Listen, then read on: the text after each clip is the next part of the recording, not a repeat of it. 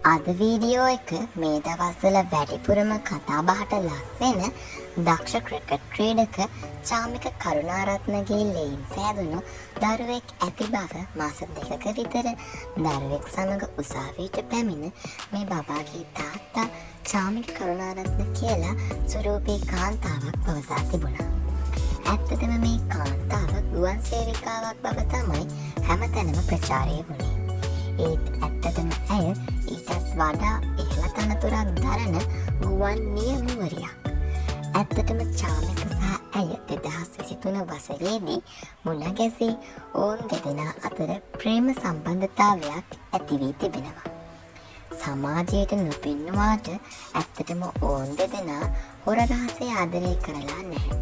දෙපාර්ශ්වයේම ගෙවල්වල කැමැත්ත මතද සිදුවී තිබෙන ප්‍රේම සම්බන්ධතාවයක්.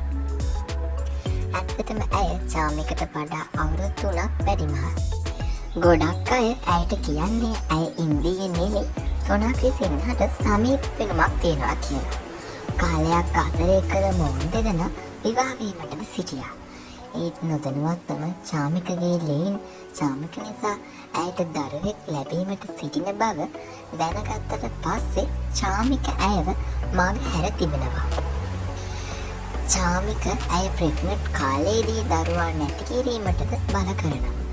ඇත්තටම ඇයට මවක් හැටියට එවැනි දෙයක් සිදු කිරීමට නොහැකි නිසා තමයි දරුවා ඉපදෙනකම් බලාගෙන තියෙන්නේ.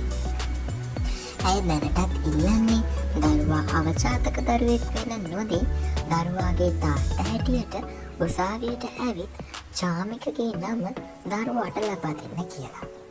රටම කතා වෙන මේ විස්තරය ගැන ඔබේ අදහස පහලින් කමෙන්ට් කරන්න. channel එකත් subscribe කරන්න අමතක කරන්න එපා. Younger generation is believe in your dreams, work hard and relentlessly pursue your dream and don't let anyone hold you back and just be confident and have faith.